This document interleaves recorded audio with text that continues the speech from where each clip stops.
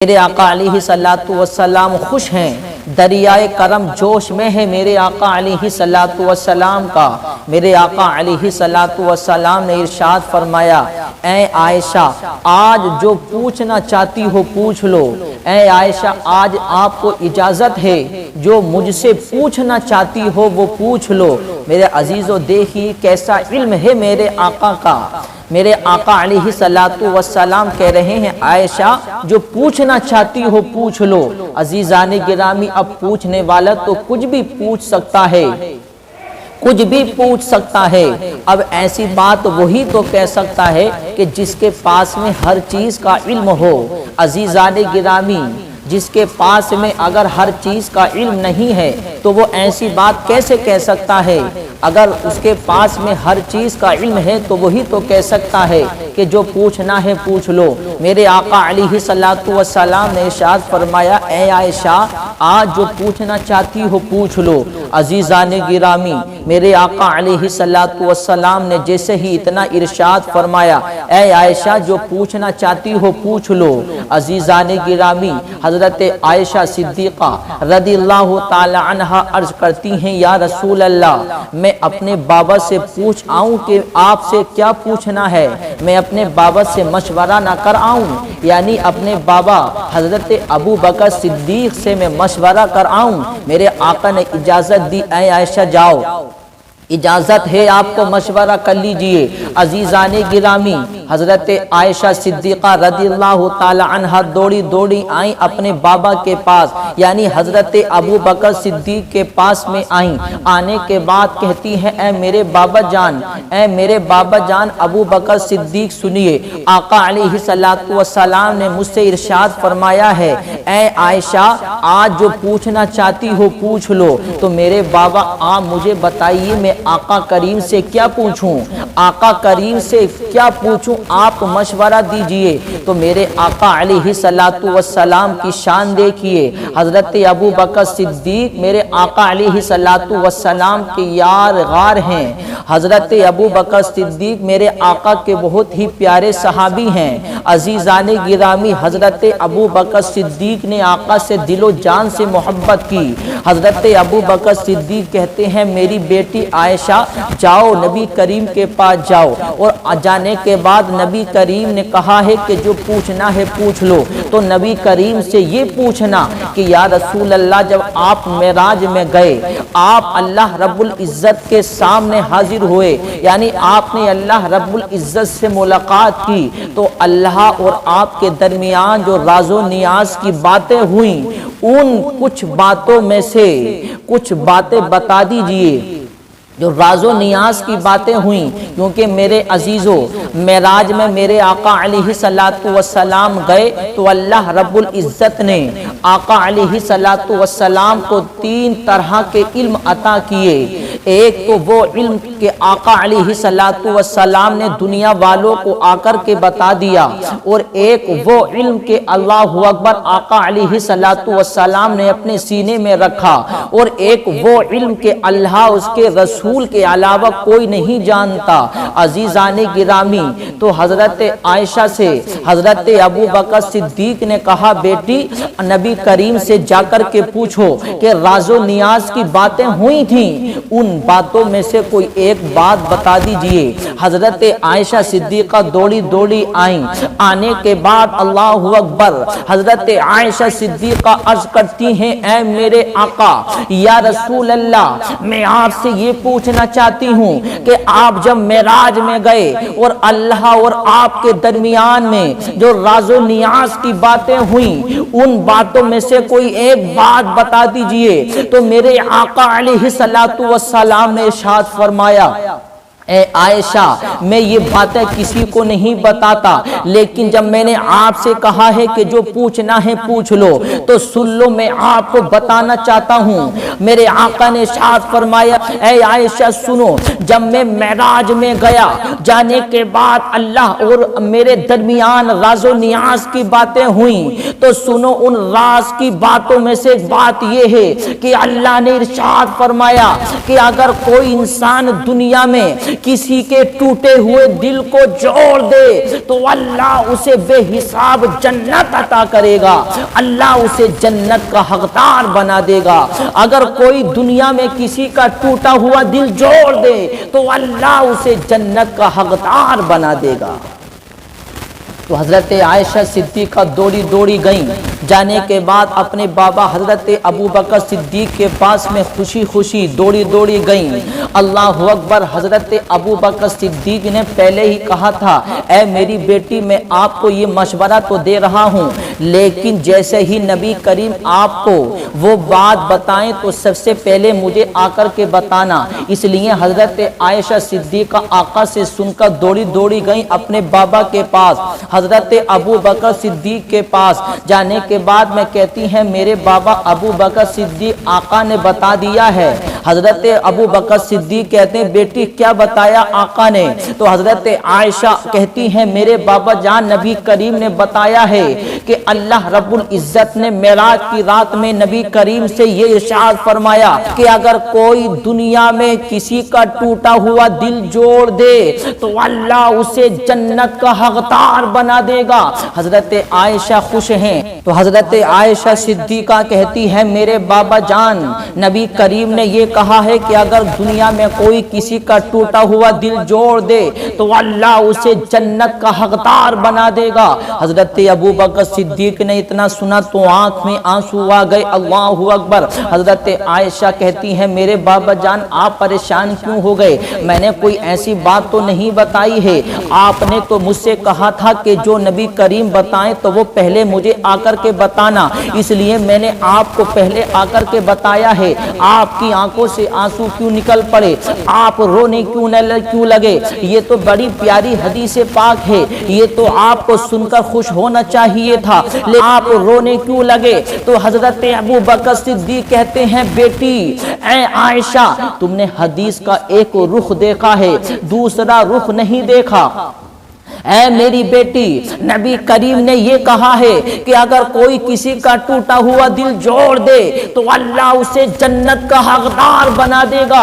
اے میری بیٹی لیکن حدیث کا دوسرا رخ یہ ہے اگر کوئی کسی کا دل توڑ بیٹھا ہو تو اس کا کیا حال ہوگا؟ میں یہ سوچ رہا ہوں اگر کوئی کسی کا دنیا میں دل توڑ بیٹھا ہو، اگر کوئی کسی کا ٹوٹا ہوا دل جوڑ دے تو اللہ اسے جنت کا حقدار بنائے گا، لیکن اگر کوئی کسی کا دل توڑ بیٹھا ہو، اگر کسی نے کسی کا دل دکھا دیا ہو تو اس کا کیا ہوگا؟ پھر وہ تو جہنم کا حقدار ہوگا۔ یہ میں سوچ کر رو رہا ہوں۔ تو عزیزان گرامی دیکھیے یہ ہے حضرت ابوبکر صدیق کی شان اور یہ میرے نبی کا علم ہے، حضرت ابوبکر صدیق کی شان ہے یہ۔ تو میرے عزیزو ہمیں بھی حدیث پاک کے دونوں رخ دیکھنے چاہیے۔ حدیث پاک ہمیں کیا بتاتی ہے؟ حدیث پاک ہمیں یہ بتا رہی ہے کہ کسی کا ٹوٹا ہوا دل جوڑنے پر اللہ جنت کا حقدار بناتا ہے تو کسی کا دل توڑنے والا وہ جہنم کا حقدار بھی بن جاتا ہے۔ تو میرے عزیزو یہ حضرت ابوبکر صدیق ہیں۔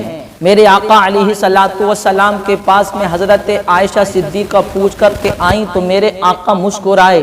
میرے آقا علیہ الصلوۃ والسلام مسکرانے کے بعد میرے ارشاد فرمایا اے عائشہ صدیقہ یہ بات حضرت ابوبکر صدیق ہی بتا سکتے ہیں تمہیں، کیونکہ راز و نیاز کی باتیں کوئی اور جاننا نہیں چاہتا۔ میرے یار غار ہیں حضرت ابوبکر صدیق، میرے پیارے ہیں، مجھ سے بڑا پیار بڑی محبت کرتے ہیں، وہ راز و نیاز کی باتیں جاننا چاہتے ہیں۔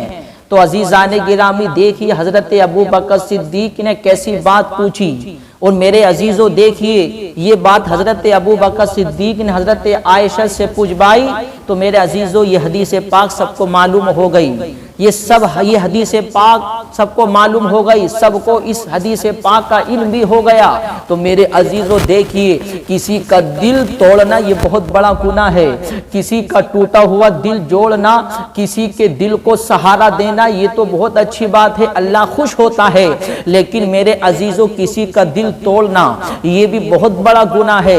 اس لیے ان گناہوں سے بچنا چاہیے۔ کسی کا دل دکھانا، کسی کو تکلیف پہنچانا، کسی کو اللہ اکبر ستانا، یہ بہت بڑا گناہ ہے۔ کیونکہ میرے عزیزو اگر ہم سے کوئی ناراض ہے، اگر ہم نے کسی کا دل دکھا دیا، اگر ہم نے کسی کو برا بھلا کہہ دیا اور اس کا دل ٹوٹ گیا ہماری وجہ سے، تو میرے عزیزو ہم چاہیں کتنی بھی نمازیں پڑھتے رہیں، ہم چاہیں کتنے بھی اچھے کام کرتے رہیں، ہم چاہیں کتنی بھی نیکیاں کرتے رہیں، تو میرے عزیزو وہ ہماری نیکیاں، ہمارے اعمال اللہ کی بارگاہ میں قابل قبول نہیں ہوں گے جب تک کہ ہم کسی کا دل توڑا ہے ہم نے، تو ہم جب تک اسے راضی نہ کر لیں۔ اور میرے عزیزو سنیے، کسی کا دل توڑنا، کسی کو ستانا، کسی کو تکلیف دینا، میرے عزیزو یہ حق العبد میں آتا ہے۔ کیونکہ ہم کسی کا دل توڑ کر، ہم کسی کو ستا کر، ہم کسی کی برائی کر کے ہم یہ چاہیں کہ یار ہم اللہ سے دعا کر لیں کہ اللہ وہ ہم سے ناراض ہو گیا، اے اللہ تو ہمیں معاف کر دے، تو میرے عزیزو اللہ بھی معاف نہیں کرتا جب تک کہ ہم نے جس کا دل دکھایا ہے اس سے جا کر کے معافی نہ مانگ لیں۔ کیونکہ یہ حق العبد کا مسئلہ ہوتا ہے، جس کا دل دکھایا گیا ہے، جسے تکلیف دی گئی ہے، پہلے اس سے معافی مانگیے، اگر اس نے معاف کر دیا تو پھر پروردگار بھی معافی کا پروان عطا فرمائے گا۔ لیکن جس کا دل دکھایا ہے اس کے پاس میں تو کوئی نہیں جاتا۔ آج کل دنیا کا معاملہ ایسے ہی تو ہے کہ ہم نے کسی کو تکلیف پہنچائی، ہم نے کسی کو دکھ دیا، ہم نے کسی کی برائی کی، تو لوگ اس سے تو معافی مانگتے نہیں ہیں، اللہ کی بارگاہ میں دعا کرتے ہیں۔ میرے عزیزو پہلے ہم نے جس کا دل دکھایا ہے پہلے اس سے جا کے معافی مانگیں، پہلے ہم اس سے بات چیت کریں کہ یار وہ ہم سے راضی ہے یا نہیں۔ کیونکہ میرے عزیزو ہم سے کوئی ناراض ہے، ہم نے جس کا دل دکھایا ہے ہم اس کے پاس تو جا نہیں رہے، ہم اس سے تو معافی مانگ نہیں رہے ہیں، پھر میرے عزیزو ہم رات و دن اللہ کی بارگاہ میں توبہ استغفار کر رہے ہیں، تو پھر میرے عزیزو بتائیے اللہ بھی ہمیں کیسے معاف کرے گا؟ جس کا ہم نے دل دکھایا وہ تو ہم سے راضی نہیں ہے، وہ تو ہم سے خوش نہیں ہے، اور پھر ہم اللہ کی بارگاہ میں توبہ استغفار کر رہے ہیں، ہم اللہ کی بارگاہ میں دعا کر رہے ہیں، تو میرے عزیزو اللہ بھی معاف نہیں کرے گا۔ اس لیے میرے عزیزو کسی کا دل دکھانا یہ بہت بڑا گناہ ہے، کیونکہ یہ حق العبد میں آتا ہے، یہ بندے کا حق ہے۔ جب تک بندہ معاف نہیں کرے گا اللہ بھی معاف نہیں کرے گا، وہ بندے نے معاف کر دیا تو پھر اللہ بھی معافی کا پروان عطا فرمائے گا۔ تو میرے عزیزو پہلے جس کا دل دکھایا ہے اس سے معافی مانگیے۔ تو میرے عزیزو اس کوشش میں رہیں ہم دنیا میں کہ ہم یہ زندگی گزاریں، اپنی یہ سوچ کر زندگی گزاریں کہ آج دنیا میں ہم سے کسی کا دل نہ ٹوٹے۔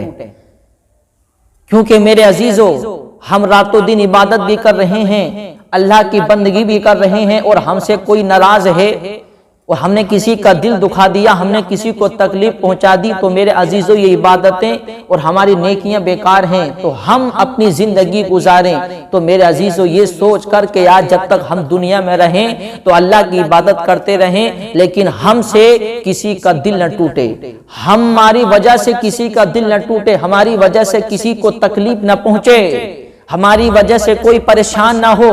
اور پھر میرے عزیزو وہ انسان کامیاب ہے جس کی وجہ سے کوئی انسان پریشان نہ ہو، جس کی وجہ سے کوئی انسان مشکل میں نہ پڑے، تو وہ انسان کامیاب ہے۔